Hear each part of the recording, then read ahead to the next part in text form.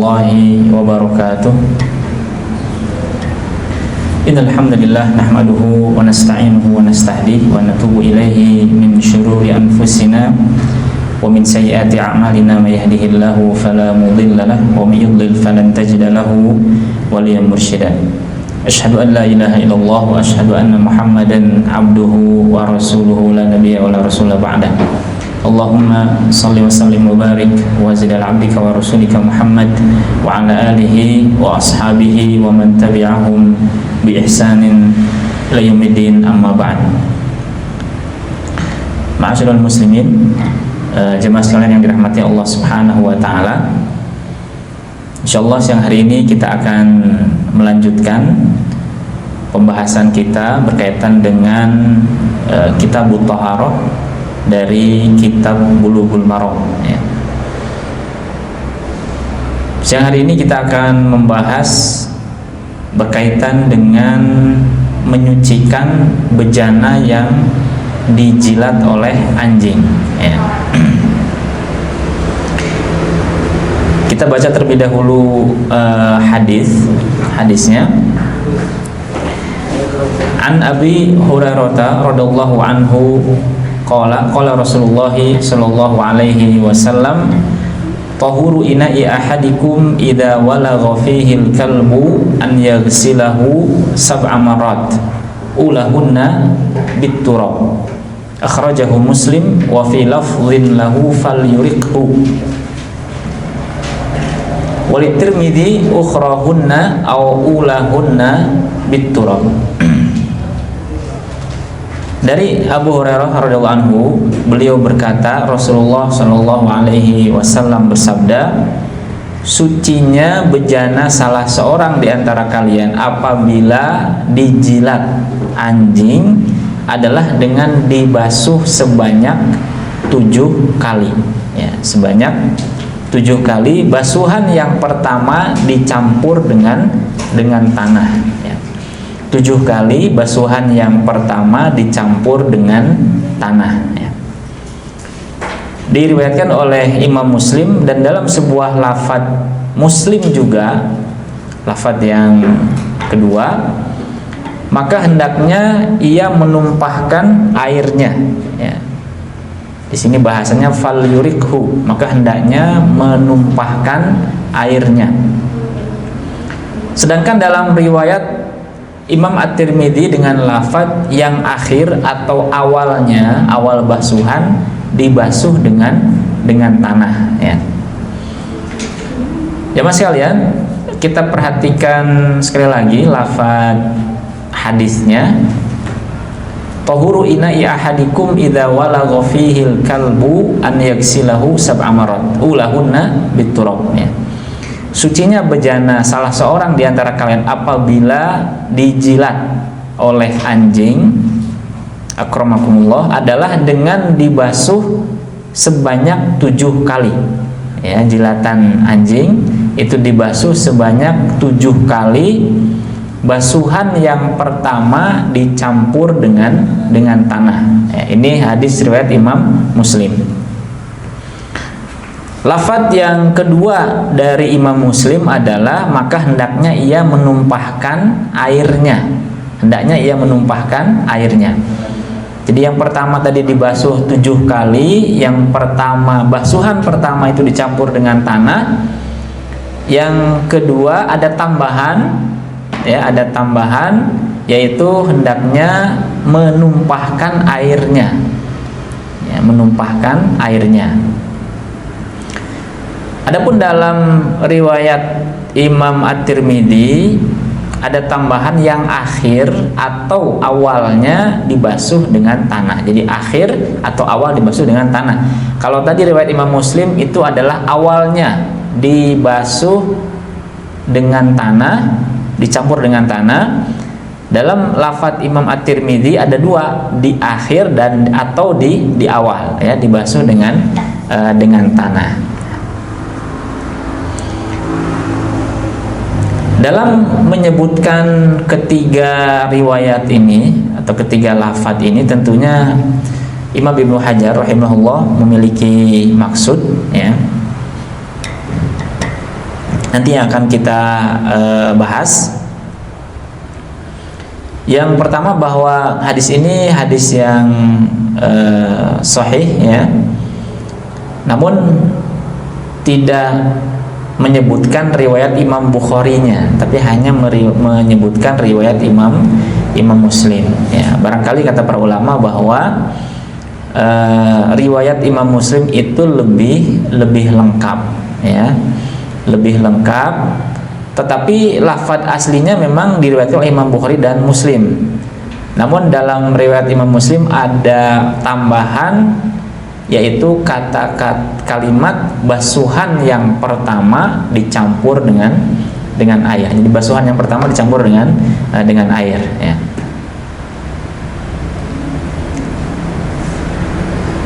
Meskipun ada riwayat lain yang menyebutkan bahwa bahasanya dan campurlah basuhan yang ke-8 dengan tanah ya, sehingga nanti akan ada dua pendapat di kalangan para ulama. Ada yang menyebutkan bahwa membasuh bekas jilatan anjing itu 7 kali.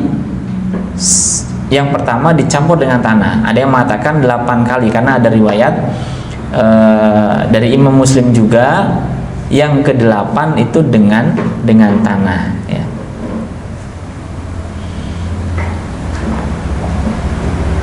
Di sini ketika Nabi SAW menyebutkan tohuru ina'i ahadikum, kita sudah mengetahui istilah kata tohur itu berarti suci ya, menyucikan, suci dan menyucikan. Maka artinya sucinya bejana bekas jilatan anjing. Maka yang dibicarakan di dalam hadis ini adalah suci dari sesuatu yang najis ya, suci dari sesuatu yang najis. Kenapa? Karena bejana itu tidak mungkin berhadas kan gitu ya. Bejana itu tidak mungkin berhadas, karena yang berhadas adalah manusia ya. Maka tidak ada maksud lain bahwa sucinya ini dari sesuatu yang najis ya. Apa di sini yang penyebab bejananya harus disucikan? Karena ada jilatan anjing ya. Anjing itu dia ikut minum dari bejana ya, dari wadah di situ ada airnya. Ada airnya.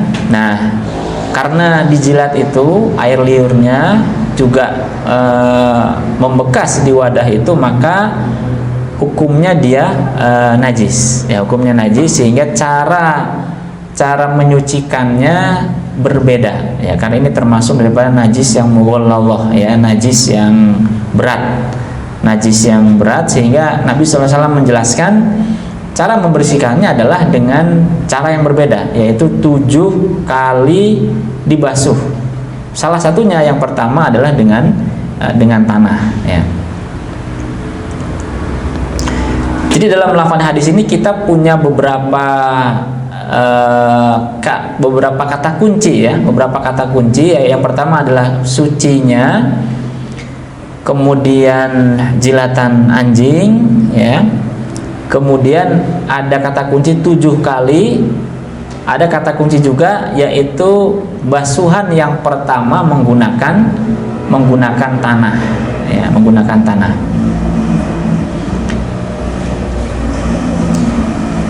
Adapun secara hukum bahwa hadis ini menunjukkan najisnya anjing ya, najisnya anjing. Kenapa? Karena bahasa yang digunakan tadi kita sampaikan, Nabi mengatakan tohuru ina'i ahadikum ya. Kalau berbicara suci, menyucikan, maka di sini pilihannya hanya menyucikan dari sesuatu yang najis, karena tadi bejana itu adalah benda mati, dia tidak mungkin berhadas ya. Kemudian dapat kita fahami bahwa ketika mulutnya anjing ini di sini ketentuan hukumnya kalau dia menjilati wadah itu harus dicuci dengan cara tertentu dan itu menunjukkan akan najisnya, padahal sebagian ulama mengatakan bahwa bagian mulut itu adalah bagian yang paling bersih ya dari anjing ya, maka bagian tubuh yang lainnya itu juga sama najisnya ya. Apalagi bagian tubuh yang lain ya, maka bisa difahami bahwa seluruh bagian tubuh anjing ini adalah najis ya.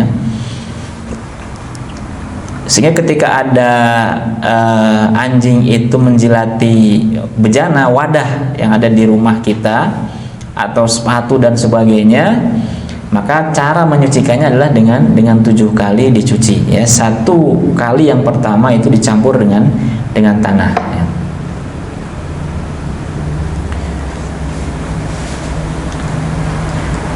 Oleh karenanya semua bagian yang ada pada anjing ya, kencingnya, kemudian keringatnya ya, badannya itu adalah najis ya. Meskipun nanti bagaimana dengan anjing yang digunakan untuk berburu ya, anjing yang digunakan untuk menjaga hewan ternak, maka nanti akan ada pembahasannya pada bab yang berkenaan dengan itu ya. Yang jelas secara prinsip dasar yang harus kita pahami adalah bahwa anjing itu adalah najis ya, sehingga konsekuensi dari wadah yang terkena jilatan anjing itu seperti yang dijelaskan khusus oleh Nabi SAW, dan itu tidak sama dengan hewan yang lain ya.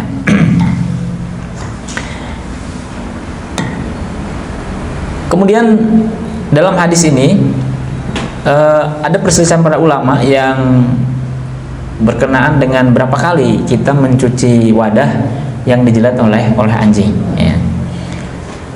Jumhur para ulama ya, atau sebagian para ulama berpegang kepada hadis Abu Hurairah ya, yang kita pelajari siang hari ini, yaitu bahwa jumlah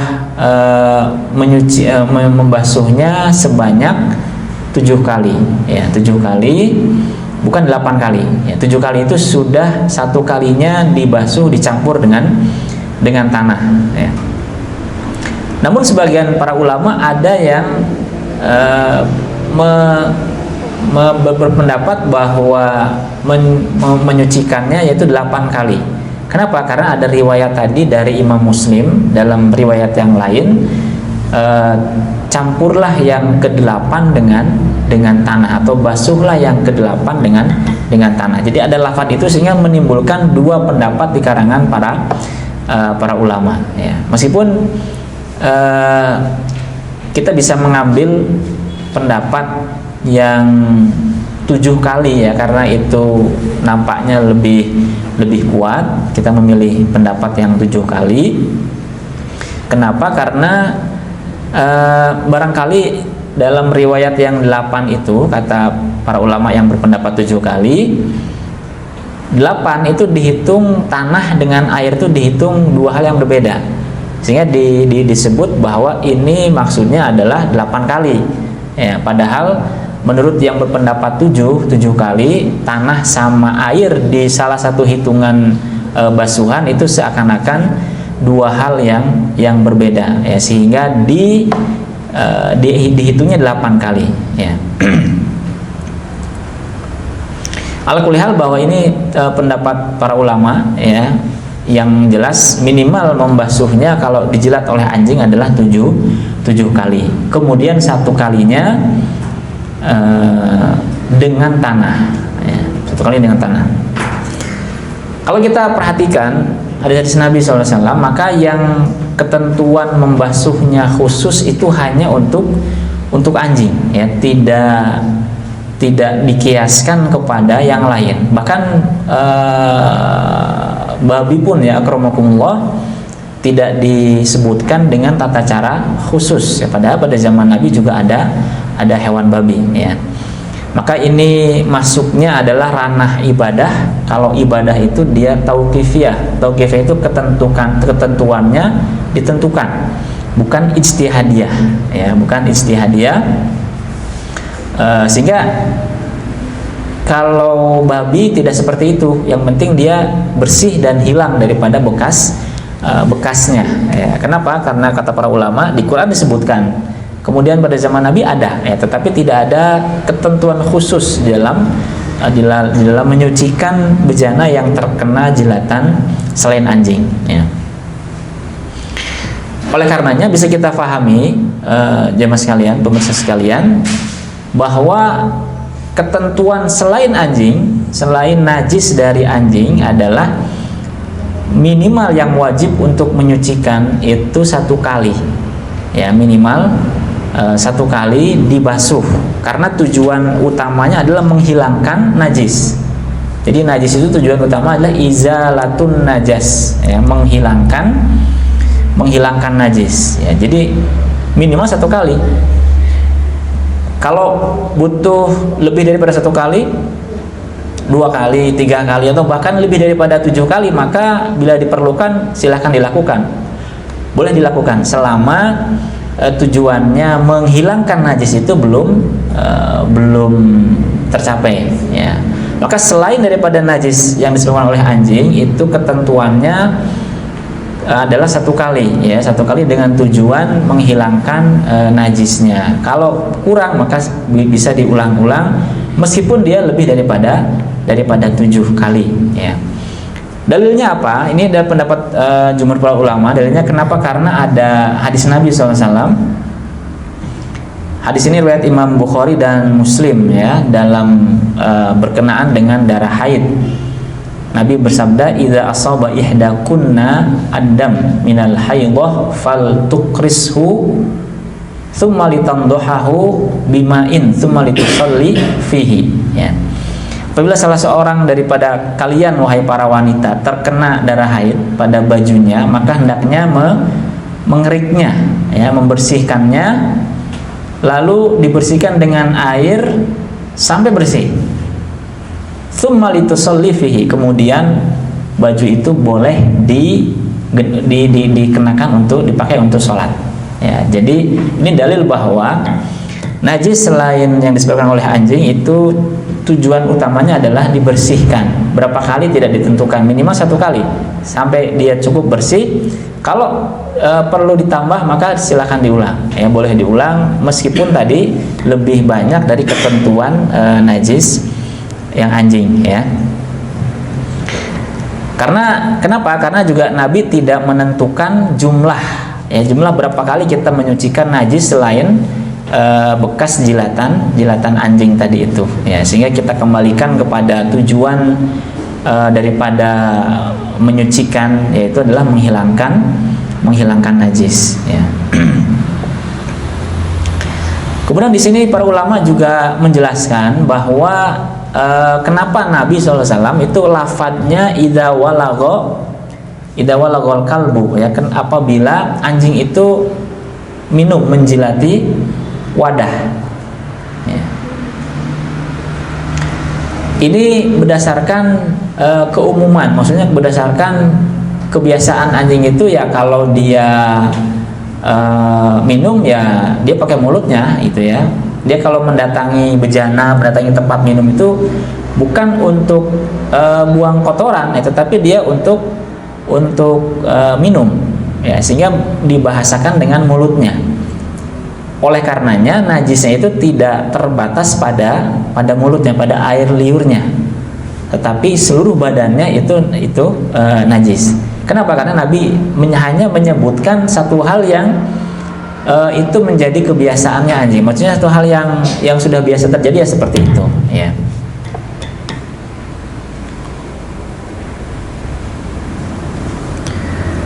Meskipun sebagian para ulama ada yang mengatakan bahwa 7 kali itu hanya untuk air liurnya saja. Kenapa? Karena lafaz hadisnya begitu, ya. Padahal jumhur ulama berpendapat tidak seperti itu.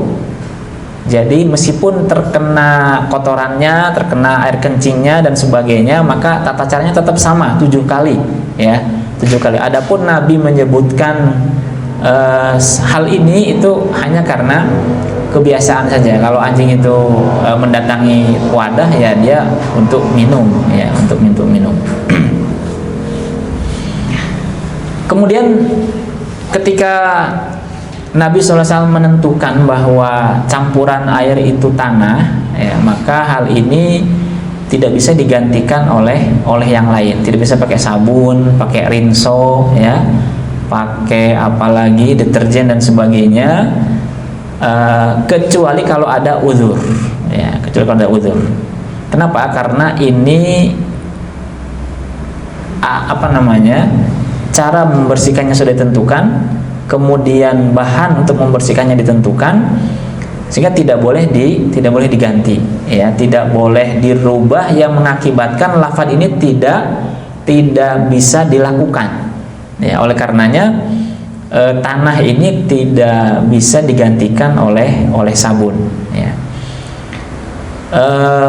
Barangkali ada penemuan-penemuan, ya, bahwa tanah itu dia bisa melawan kuman, virus, bakteri yang tidak bisa dilakukan oleh yang lain. Artinya mungkin kabarnya penemuan seperti itu, ya, ilmu pengetahuan pada zaman sekarang ini, dan itu sebagai penguat saja, pendukung. Tetapi ketentuan dari Nabi SAW caranya adalah seperti itu.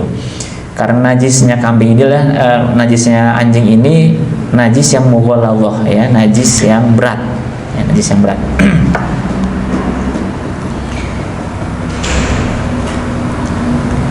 Ditambah bahwa kenapa tanah ini tidak bisa digantikan, karena Nabi SAW dalam hadis ini menggabungkan dua hal yang bisa menyucikan, yaitu tanah dan air, ya. Dalam ketentuan syariat bahwa ketika tidak ada air, maka yang menyucikan itu adalah tanah, ya. Wudu ketika tidak ada air, gantinya adalah bertayamum menggunakan tanah, ya. Maka di sini Nabi SAW menggabungkan dua penyuci, ya, dua yang menyucikan, yaitu air dan tanah, dan itu tidak bisa diwakili oleh sabun, ya, ataupun oleh rinso dan seterusnya.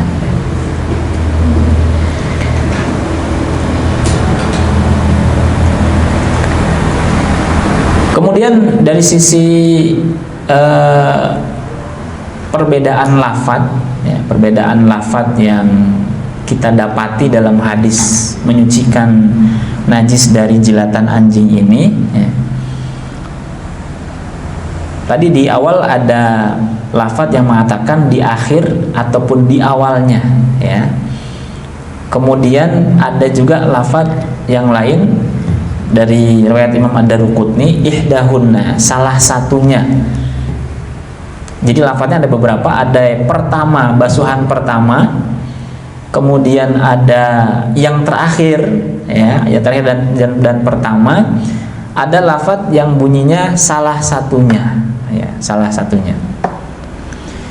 Di sini sekilas menjadikan lafadz ini saling bertentangan, tetapi para ulama mengatakan bahwa hal ini tidak berpengaruh kepada status hukum yang sudah dijelaskan tadi, karena ada salah satu lafadz yang dia lebih kuat, ya. Dia lebih kuat, yaitu lafadz yang diriwayatkan oleh Imam Ibnu Hajar di sini. Jadi kenapa Imam Ibnu Hajar menyebutkan 3 lafadz di atas? Karena menunjukkan akan luasnya ilmu beliau dalam ilmu hadis, ya. Beliau mengetahui bahwa lafadz ini adalah lafadz yang paling kuat di antara lafadz-lafadz yang ada. Makanya beliau menyebutkan lafadznya Imam Muslim, ya.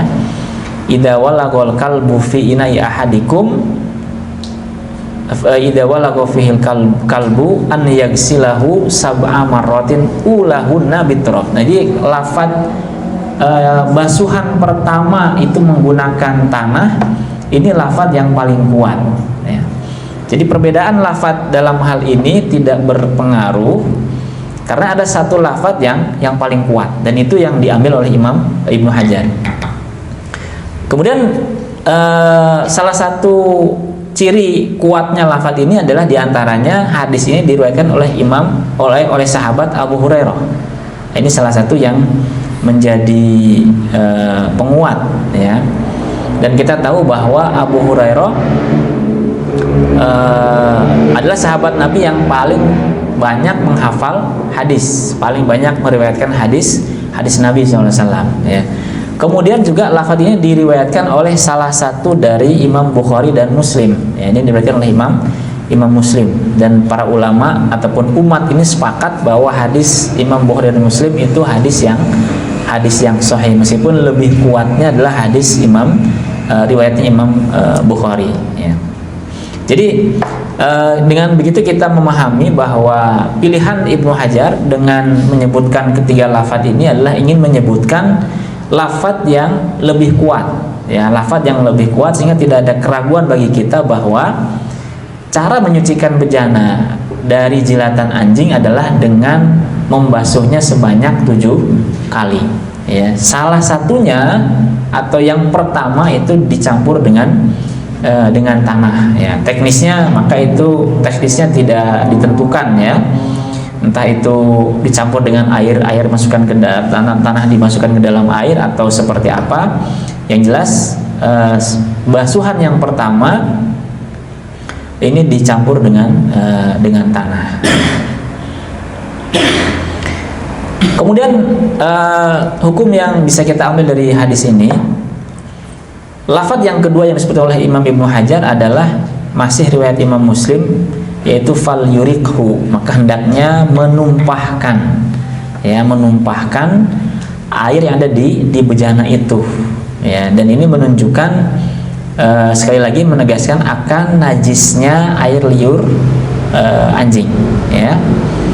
Dan hal ini menunjukkan bahwa air bejana itu biasanya sedikit, ya, bukan air yang mencapai di atas dua kula, ya. Sehingga kenapa Ibnu Hajar menyebutkan lafaz ini? Karena ada tambahan hukum, ya, untuk menguatkan, menambahkan penjelasan. Sehingga ketika ada anjing yang menjilat bejana dalam airnya, maka selain dicuci 7 kali, airnya ditumpahkan, ya. Airnya ditumpahkan karena dia otomatis sudah berubah menjadi najis, sudah terpengaruh oleh sesuatu yang najis, ya.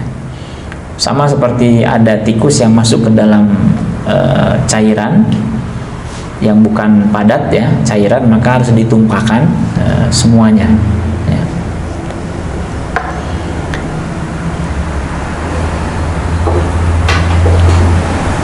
Ini beberapa kesimpulan hukum yang bisa kita ambil dari hadis tentang menyucikan bejana dari jilatan anjing, ya. Dan hukum ini terlihat dari ketiga lafaz yang dipilih oleh Imam Ibnu Hajar, ya.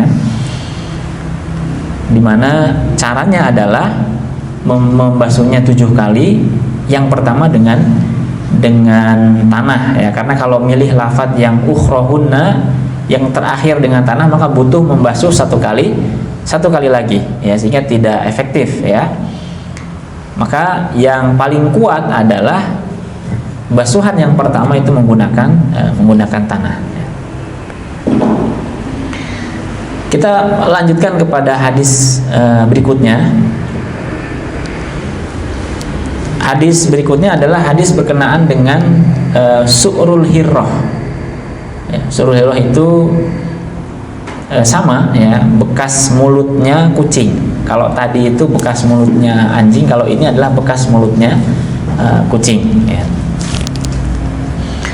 Hadis ini diriwayatkan oleh sahabat Abu Qatadah radhiyallahu anhu, anna Rasulullah sallallahu alaihi wasallam qala fil hirrati innaha laysat binajas, innama hiya minat tawafina alaikum, ya. Silakan dilihat di terjemahannya, ya, file PDF yang terjemahan yang sudah kita kirimkan.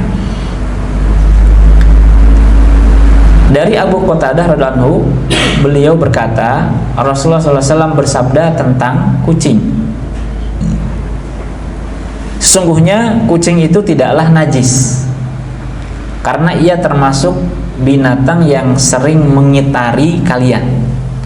Diriwayatkan oleh 4 orang imam sunan, ashabus sunan.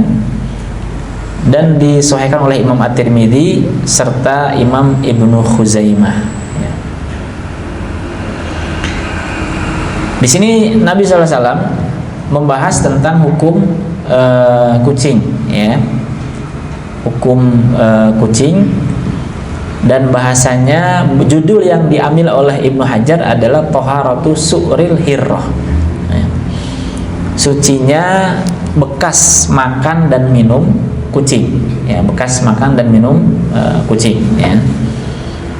Kalau bekas makan dan minumnya manusia muslim, ya, kaum muslimin, maka juga sama-sama bersih, suci, ya. Jadi tidak apa namanya, pada dasarnya ketika wadah itu dipakai bareng-bareng tidak masalah gitu, ya, secara hukum fikih, ya.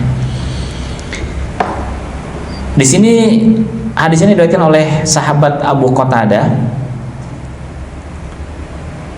dan sahabat Abu Qatadah ini namanya adalah Al Harits bin Rib'i, ya, Al Harits bin Rib'i. Beliau dari kalangan Ansor, dan memiliki anak Abdullah dan Abdurrahman, ya, Abdullah dan Abdurrahman. Kemudian juga dari istri yang lain ada namanya Thabit dan Ubaid, ya, dan Ummul Banin, ya. Beliau termasuk sahabat yang ikut perang Uhud dan juga perang Khandaq serta peperangan bersama Nabi SAW setelah itu, ya. Bahkan beliau disebut dengan Farisu Rasulillah, ya, pasukan berkudanya Rasulullah, ya. Faris itu adalah pasukan berkuda, ya. Suatu ketika pada perang Dziqarad, ya, perang Dziqarad ini Abu Qatadah bertemu dengan Nabi SAW, ya. Ketika bertemu begini, Nabi kemudian mendoakan, Allahumma barik lahu fi sya'rihi wa basyarihi, ya Allah, berkahilah dia pada rambutnya dan pada kulitnya, ya, dan pada kulitnya. Dan Nabi mendoakan lagi, aflaha wajhuka, sangat beruntung wajahmu wahai Abu Qatadah. Lalu beliau mengatakan, dan wajah engkau juga ya Rasulullah SAW, ya. Lalu Nabi bertanya, apakah engkau sudah membunuh Mas'adah? Mas'adah ini gembong Quraisy, ya, orang pembesar Quraisy. Dijawab oleh Abu Qatadah, iya, ya. Lalu kenapa wajahmu seperti ini, ada bekas luka? Kata Abu Qatadah, ini bekas luka panah ya Rasulullah, ya. Kata Nabi, sini, ya. Lalu Nabi meludahi lukanya, kemudian setelah itu sembuh, ya. Sama ketika Nabi SAW meludahi matanya Ali bin Abi Thalib pada malam Khaybar, ya, pada malam perang Khaybar, lalu sembuh. Dan setelah itu wajahnya sesuai dengan doa Nabi SAW, maka diriwayatkan bahwa Abu Qatadah ini umurnya wafat di usia 70 tahun, tapi seakan-akan seperti orang anak 15 tahun, ya. Ini salah satu kelebihannya Abu Qatadah, ya. Berarti awet muda, ya. Wajahnya itu adalah awet muda. Beliau memang digelari dengan Faris Rasulillah, ya, pasukan berkuda Rasulullah SAW, karena berhasil membunuh para pembesar musyrikin, ya. Beliau membunuh Mas'adah.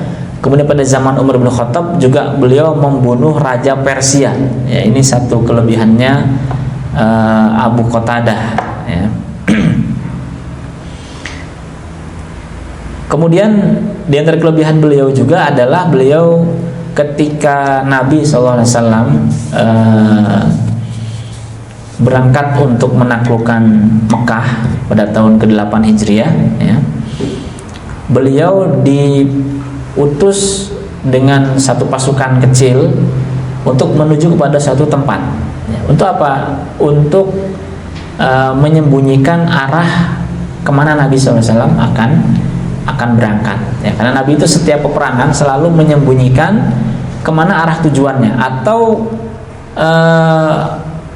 mengabarkan suatu hal yang berbeda, sehingga agar orang-orang mengira bahwa Nabi SAW itu berangkat ke tempat diutusnya Abu Qatadah dengan pasukan kecilnya itu, ya. Padahal Nabi SAW ingin berangkat untuk menaklukkan kota Mekah, kecuali pada perang Tabuk, ya. Kecuali pada perang Tabuk Nabi SAW menyampaikan terus terang kemana tujuannya. Kenapa? Karena perang Tabuk adalah perang yang dilakukan pada tahun 9 Dzulhijjah, 9 Hijriah, ya. Setelah Nabi SAW menaklukkan kota Mekah, ketika menaklukkan kota Mekah, itu jumlah pasukan Nabi sudah jauh lebih banyak, ya. Dulu ketika perang Badar 313 orang kira-kira. Perang Uhud 1000 orang, 300 orang munafik kembali pulang. Ya, kemudian pada Hudaybiyah jumlahnya 1400 orang. Di tahun ke-7 Hijriah, ya, 1400 orang, 6 atau 7 Hijriah. Dan 1400 orang ini tidak ada orang munafik, ya. Kemudian setelah itu menaklukkan kota Mekah, Fathu Mekah, jumlah Nabi dan pasukannya adalah 10.000 orang. Dari situ menyambung kemudian perang Hunain. Perang Hunain bertambah 2.000 orang. Jadi jumlah pasukan Nabi pada perang Hunain itu adalah 12.000 orang. Makanya para sahabat merasa mereka tidak akan terkalahkan dengan jumlah 12.000 orang. Tetapi tidak disangka bahwa ketika itu sudah ada jebakan, ya, ketika Nabi SAW dan para sahabatnya masuk ke lembah Hunain, sementara orang-orang musyrikin musuhnya sudah membuat jebakan pasukan pemanah, ya, pasukan pemanah di kanan kiri jalan itu, dan mereka memobilisasi seluruh anggota kabilah itu, orang tua, anak-anak, wanita, semua hartanya, ya, sapi, unta, kemudian kambing, semuanya dibawa semua. Ketika Nabi dan para sahabat sampai ke Hunain, mereka dihujani panah, betul-betul dihujani panah, ya. Sampai akhirnya kaum muslimin terpecah, ya, mereka terpecah sampai ada yang lari, ya. Sebenarnya itulah kejadian perang Hunain, ya. Nah, di antara yang tidak terkena yang tidak lari adalah Abu Qatadah, ya. Bahkan di perang Hunain ini beliau membunuh seorang musyrikin yang membunuh seorang muslim, ya. Nah, disitulah di perang Hunain itulah keluar sabda Nabi SAW berkenaan dengan perlengkapan perang yang dipakai oleh musuh yang dibunuh. Nabi menjelaskan, man qatala qatilan lahu alaihi bayyinatun falahu salabuhu, ya. Barang siapa yang membunuh musuh dan dia bisa membuktikan bahwa dia yang membunuh, maka salabnya, perlengkapan perang musuh tersebut yang ada di badannya, yang dipegangnya adalah milik orang yang membunuh, ya. Maka Abu Qatadah karena sudah membunuh, beliau menyampaikan kepada Nabi SAW, lalu disaksikan oleh sahabat yang lain. Kemudian perlengkapan perang si musuh yang terbunuh ini diberikan kepada Abu Qatadah, ya. Nah, pada zaman Umar bin Khattab, beliau menaklukkan satu wilayah Persia, ya, bahkan membunuh rajanya di situ. Maka Umar bin Khattab memberikan beliau ghanimah, ya, berupa tanah. Tanah itu luasnya sangat luas sekali, ya. Saya lupa hitungan tanahnya. Jadi tanah itu adalah tanah yang sangat luas sekali yang diberikan oleh Umar bin Khattab sebagai khalifah ketika itu kepada Abu Qatadah, ya. Nah, beliau sempat menjadi gubernur di Mekah pada zamannya Ali bin Abi Thalib, namun kemudian digantikan oleh Qutham ibnul Abbas, anaknya paman Nabi yang bernama Qutham ibnul Abbas, ya. Riwayat yang sebagian riwayat mengatakan bahwa Abu Qatadah wafat di Madinah pada tahun 54 Hijriah, ya. di usianya yang ke-70 tahun ya, 70 tahun tapi wajahnya seperti anak usia 15 tahun.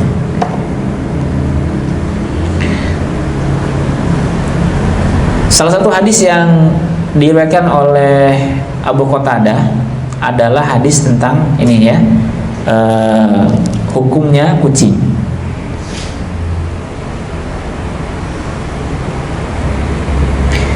Salah satu doa yang diterima oleh Abu Qatadah juga dari Nabi adalah ketika perang Badar ya, atau dalam sebuah perjalanan Nabi SAW ngantuk di atas unta. Lalu Abu Qatadah menahan Nabi ya, menahan Nabi supaya bersandar kepada beliau. Kemudian Nabi bangun lalu mendoakan, hafizhakallah bima hafidta bihi nabiyahu. Semoga Allah menjaga engkau sebagaimana engkau menjaga nabinya. Nah, itu salah satu keutamaannya Abu Qatadah. Abu Qatadah ini adalah seorang sahabat. Kalau Qatadah tanpa ada Abu, maka dia adalah seorang tabi'in. Jadi ada dua ya, ada Qatadah sama ada Abu Qatadah. Abu Qatadah yang sahabat Nabi, Qatadah yang merupakan tingkatannya tabi'in. Hadis ini hadis sahih ya, hadis sahih seperti yang disebutkan oleh Imam Ibnu Hajar di sini, disahihkan oleh Imam At-Tirmidzi dan juga Imam Ibnu Huzaimah ya. Dan hadis ini berkenaan dengan al-hir. Al-hir itu adalah kucing. Makanya Abu Hurairah disebut dengan Abu Hurairah, atau Nabi sebutnya Abahir karena punya kucing yang dipelihara ya. Lalu Nabi mengatakan laisa binajas ya, innaha laisat binajas. Kata-kata najas, kenapa tidak najis tapi najas? Karena Nabi ingin menjelaskan fisiknya, zatnya kucing itu ya, zatnya kucing. Artinya Nabi bisa menjelaskan bahwa kucing itu fisiknya, zatnya dia tidak najis ya. Kalau najis, kalau lafadznya najisun itu berarti sesuatu yang menjadi najis ya, sesuatu yang menjadi najis. Makanya Nabi mengatakan dalam surat At-Taubah, innamal musyrikuna najasun ya. Najasun itu adalah zatnya ya, zatnya najis meskipun dia najis secara hukum ya. Musyrikin itu najis secara, orang musyrik itu najis secara hukum. Tidak innamal musyrikuna najisun ya, tapi menggunakan innamal musyrikuna najasun. Jadi zatnya orang musyrik itu adalah najis secara hukum. Adapun kata najis itu adalah sesuatu yang menjadi najis ya, menjadi najis. Di sini Nabi juga mengajarkan bahwa kenapa kucing itu tidak najis, karena kucing itu adalah hewan yang biasa mondar-mandir ke kita, keluar masuk rumah ya, keluar masuk rumah, mengitari kita ya, kita pergi dia ikut ya, kita makan dia nimrung, kita tidur juga dia ikut tidur ya. Maka Allah SWT memberikan kemudahan kepada umat ini dengan menyatakan bahwa kucing itu tidak najis. Karena kalau kucing itu najis sangat memberatkan ya, sangat memberatkan manusia ya. Makanya karena kucing itu zatnya bukan najis ya, zatnya, sehingga bekas makan dan minumnya juga tidak najis ya, tidak najis. Secara hukum dia tidak najis ya, meskipun secara kebersihan dan sebagainya terkadang memerlukan untuk dicuci lagi ya, bekas kucing ya. Meskipun kucing itu kadang makan tikus dan tikus itu adalah najis ya, tetapi pada dasarnya kucing itu tidak najis ya. Makanya seluruh bagian tubuh daripada kucing, karena bahasa Nabi sallallahu alaihi wasallam binajas, dia tidak najis, tetap suci ya. Dan oleh karenanya kucing juga paling banyak dipelihara oleh orang ya, meskipun ada hukum jual beli kucing ya. Banyak para ulama mengatakan tidak boleh jual beli jual beli kucing. Ya. Di sini kita faham dengan satu kaidah, ya, satu kaidah yang berbunyi kesulitan itu mendatangkan kemudahan.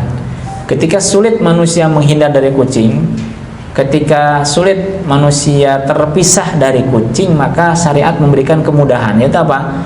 Yaitu kucing itu tidak najis, ya. Karena kucing itu nggak bisa diusir, ya. Diusir datang lagi. Ya, bahkan orang mungkin buang kucing di rumah kita. Nah, itu banyak sering terjadi, ya. Karena Nabi SAW mengajarkan alasannya dalam hadis ini, yaitu karena kucing itulah hewan yang sering mengitari kita, ya. Makanya hewan-hewan yang memang akrab dengan manusia dan malah ada manfaatnya, maka hukumnya juga tidak najis, ya, seperti kuda, keledai, ya, atau blasteran kuda dengan keledai, ya. Dia tidak najis, sama dengan kucing, ya. Bedanya kalau kucing itu tidak dimakan, ya. Kucing itu tidak dimakan karena dia bertaring, ya. Bertaring, juga makanannya juga macam-macam, ya. Nah, hewan-hewan selain kucing yang tadi ada manfaatnya juga tidak najis, bahkan sangat dibutuhkan, juga digunakan oleh Nabi dan para sahabat, ya, kuda dan sejenisnya. Dan itu justru bermanfaat, ya. Ini hadis yang kedua, ya. Hadis yang ketiga adalah bagaimana menyucikan tanah yang terkena sesuatu yang najis, ya. Atau di sini sebagian memberikan terjemahan judulnya adalah hukum air kencing manusia. Hadis ini diriwayatkan oleh sahabat Anas bin Malik radhiyallahu anhu. Beliau berkata, "Jaa a'rabiyun fabala fi ta'ifatil masjid. Fazajarahun nas. Fanahahumun nabiyyu sallallahu alaihi wasallam falamma qada baulahu amara an-nabiyyu bidhanubin min ma'in fa uhriqa alaihi." Muttafaqun alaihi. Dari sahabat Anas bin Malik radhiyallahu anhu, beliau berkata, seorang Arab Badui datang ke masjid. Di sini yang datang adalah Arab Badui. Kenapa Arab Badui? Karena bahasanya bukan Arabiyun tapi A'rabiyun. A'rabiyun, ada alifnya, ya. Seperti dalam surat Al-Hujurat, qalatil a'rabu amanna qul lam tu'minu walakin qulu aslamna. Di situ adalah al-a'rab. Seorang Arab Badui datang ke masjid, kemudian ia kencing di pojokan masjid. Ya, ini kelakuannya Arab Badui. Orang-orang pun menghardiknya, mau mencegah. Maka Rasulullah pun melarang para sahabat untuk mencegah orang tersebut, ya. Ketika orang Badui itu selesai buang air kecil, Nabi lalu menyuruh diambilkan seember air besar, kemudian disiramkan ke tempat yang terkena air kencingnya. Muttafaqun alaih. Hadis riwayat Imam Bukhari dan Muslim, ya. Kalau muttafaqun alaih berarti lafadznya sama. Yang diriwayatkan oleh Imam Bukhari itu lafadznya sama. Satu lafadz diriwayatkan oleh Imam Bukhari dan Muslim, ya. Di sini tidak disebutkan siapa orang Arab Baduinya, tetapi yang menjadi perhatian pentingnya adalah masalah yang disebutkan dalam hadis ini, hukum yang disebutkan dalam hadis ini. Hadis ini riwayat sahabat Anas bin Malik, dan Anas bin Malik adalah sahabat yang sangat dikenal oleh kaum muslimin, ya. Beliau Anas bin Malik bin Nadhr al-Khazraji al-Ansari al-Khazraji, ya. Beliau dari golongan Ansor, suku Al-Khazraj. Bapaknya Malik. Ketika Nabi datang ke Madinah hijrah, ibunya masuk Islam bersama dengan anaknya.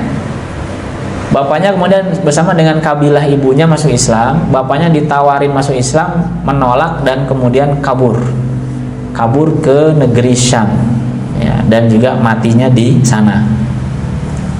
Kemudian ibunya Anas menikah dengan Abu Tolhah Al-Ansari, ya. Anas ini ibunya adalah namanya Ummu Sulaim, ya, namanya Ummu Sulaim radhiyallahu anha. ketika Nabi tiba di Madinah, Anas ini umurnya 10 tahun, ya, baru 10 tahun.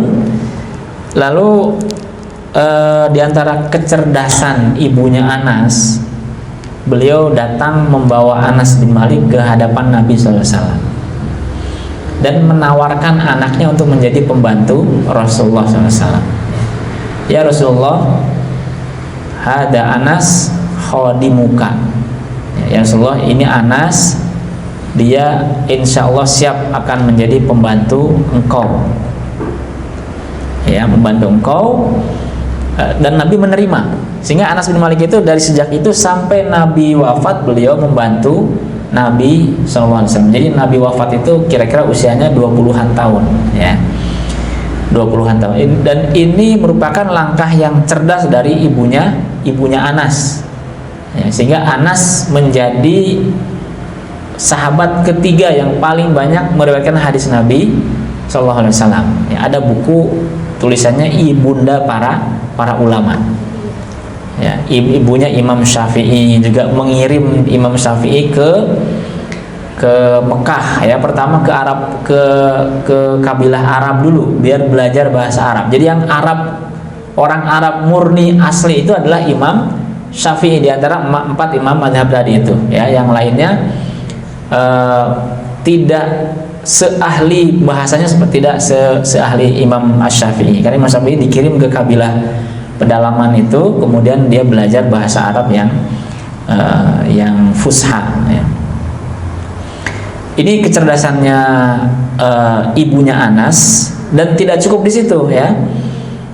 Anas itu ketika diserahkan kepada Nabi SAW untuk menjadi pembantu Nabi SAW, ibunya mengatakan, ya Rasulullah, hada Anas annahu katibun, ya. Ibunya mengatakan kepada Nabi, ya Rasulullah, ini Anas akan menjadi pembantu engkau, dan dia seorang penulis, dia bisa menulis. Dan itu kelebihan yang sangat langka pada zaman itu, karena orang Arab ketika itu adalah orang Arab yang ummi, tidak bisa membaca dan menulis, ya. Maka bisa kita bayangkan, ya, betapa Ummu Sulaim radhiyallahu anha itu mendidik Anas bin Malik dengan sangat luar biasa. Di usia 10 tahun sudah bisa menulis, baca tulis. Dan di kalangan Arab ketika itu sangat langka, ya. Jarang sekali orang yang bisa baca tulis. Kemudian menyerahkan kepada Nabi untuk membantu Nabi SAW, sehingga sekaligus belajar bersama Nabi SAW, ya. Sehingga Anas bin Malik itu menjadi pembantu Nabi selama 10 tahun lamanya, dan mendapat gelar khadim Rasulullah itu menjadi kebanggaan beliau. Jadi beliau suka mengulang-ulang, suka menyebut bahwa beliau adalah pembantu Nabi SAW, ya. Ketika perang Badar, usia Anas adalah 12 tahun. Yang lain tidak boleh ikut di usia itu, tapi Anas ikut, ya. Kenapa? Karena Anas itu menjadi pembantu Rasulullah SAW, ya. Allah menyiapkan Anas bin Malik sehingga dengan kelebihannya, kecerdasannya, di mana usia 10 tahun itu sudah bisa membaca dan menulis, ya. Allah siapkan Anas bin Malik sehingga Anas berikutnya akan menghafal hadis-hadis Rasulullah SAW, ya. Makanya hadis yang diriwayatkan oleh Anas bin Malik itu tidak kurang dari 2286 kira-kira jumlahnya segitu kata para ulama, ya. 180 hadis ada pada Bukhari dan Muslim, ya. Ada pada hadis riwayat Imam Bukhari dan Muslim, ya. Selama 10 tahun Anas mengatakan, aku tidak pernah mendengar Nabi SAW marah. Kenapa kamu begini? Ya, kenapa kamu tidak begini? Ya, kenapa kamu seperti ini, seperti itu? Nabi tidak memarahi Anas bin Malik, ya.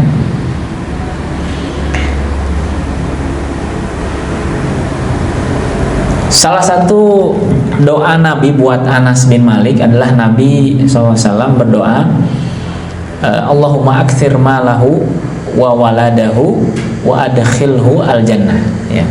Ya Allah, perbanyaklah hartanya, perbanyaklah anak keturunannya, dan masukkanlah dia ke dalam surga. Ya. Anas mengatakan, di kemudian hari Anas mengatakan, aku telah mendapatkan dua hal. Hartanya banyak, anaknya juga banyak. Ya, kebunnya Anas itu berbuah setahun dua kali. Kalau yang lain setahun sekali, yang Anas punyanya Anas setahun dua kali. Ya. Kemudian ketika Anas masih hidup, radhiyallahu, sudah 125-an anak keturunannya yang meninggal semasa Anas bin Malik masih hidup. Ya. Jadi semasa beliau masih hidup, anak keturunannya sudah 125 orang yang meninggal. Ya. Maka kata Anas, mudah-mudahan yang ketiga Allah berikan kepada saya, yaitu apa? Memasukkan ke dalam surga. Jadi banyak harta, banyak anak. Ya, maka setiap orang yang nikah itu didoakan banyak harta, banyak anak. Ya. Kemudian Anas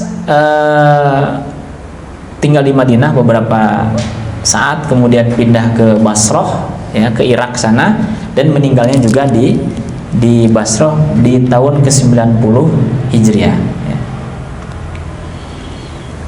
Nah, hadis ini hadis yang membahas hukum berkaitan dengan air kencing manusia, dan bahwa masjid merupakan tempat yang harus terbebas dari segala macam kotoran, ya, segala macam kotoran. Kenapa? Karena para sahabat ketika ada orang yang seperti itu, mereka langsung mau mencegah. Itu artinya bahwa masjid itu memang tempat yang suci, ya, tempat yang suci, tidak boleh ada kotoran, tidak boleh dikotori sedikit pun, ya, bahkan harus bersih. Kenapa? Karena tempat sholat, tempat baca Quran, dan juga tempat zikir kepada Allah Subhanahu wa taala, ya. Sehingga di sini bagaimana ketika ada orang yang mencoba mengotori masjid, maka sikap para sahabat langsung mereka kemudian ingin mencegah, ya.